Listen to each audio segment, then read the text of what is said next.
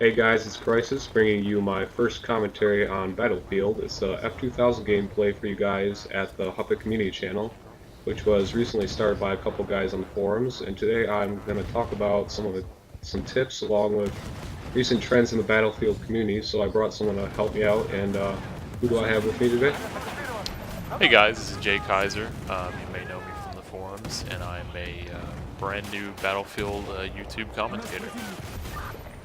Alright, thank you. And today we're going to talk about some tips and tricks for taking the bases and stuff, along with recent bush Wookiee epidemics and stuff. So first thing I want to bring up, first thing I want to bring up is on Atacama Desert, when you're the attacking team, if you do not push the bases, your team is going to get pretty much stonewalled at the bases, and you will not be able to plant because the enemy team has too much time to set up. So what I like to do in the beginning is always hop on a Humvee or quad and push up to this left-hand side here, and position myself behind this wall next to the A-bomb or B-bomb right here, and provide like the main slayer role for the team as opposed to like an objective player.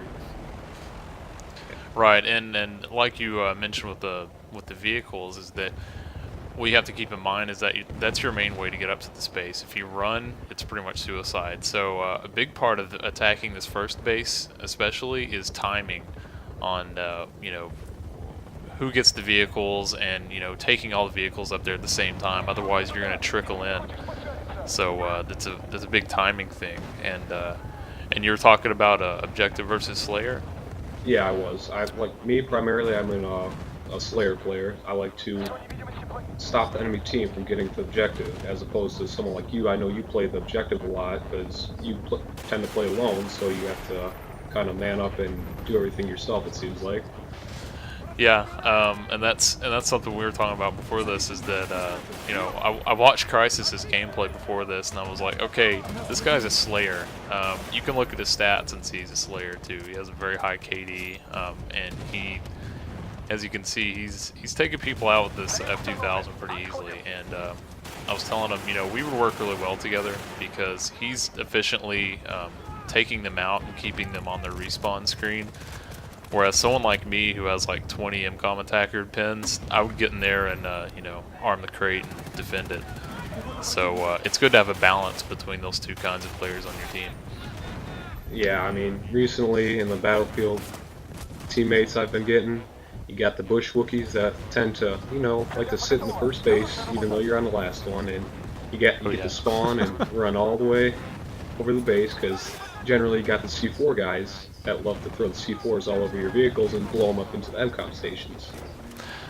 Yep, and everybody loves that, both of those. At first it was the thing to complain about was the snipers and then the M60 medics. Well, they patched the M60, but now the C4 thing is kind of getting a little bit out of control. So that sounds like they're looking to address that as well. Yeah, right here, it's always good to check your base after you've taken it, because you do not want someone spawning in your helicopter and taking it away. Yeah, and that's... Oh, sorry, go ahead. You do not want someone taking your helicopter on this base. You gotta keep that thing alive, because when the other team's distracted by that thing, that's your chance to attack. If they're all focused on the crates, you will have a very hard time getting in there and arming. Especially on this base right here with all these little nooks and crannies that hide in this shit bow right here. Oh yeah, and that's a message I'd like to give to all you snipers out there.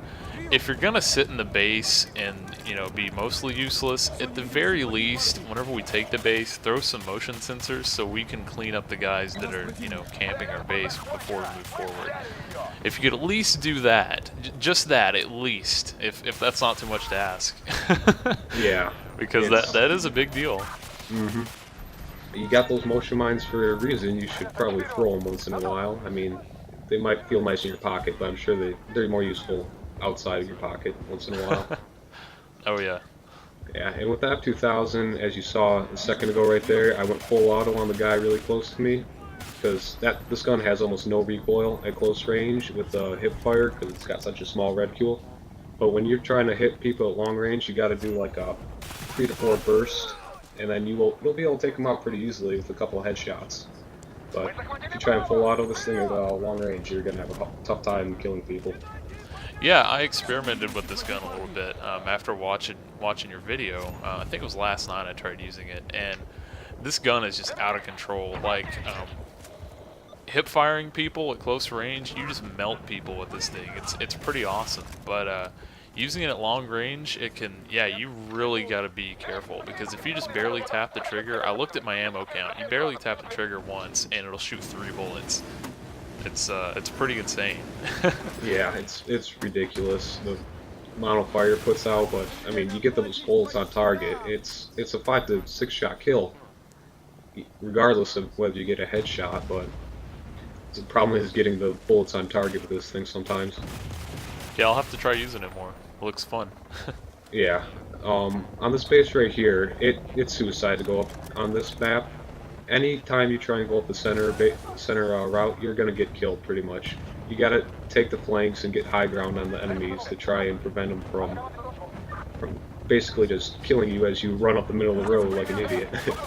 Yeah, and that's a theme I've noticed with this whole map. You pretty much can't go up the center on any of these bases, and especially on this the first and third base, it seems like going up the left is kind of the better thing to do, which is what you're doing, especially on the first base.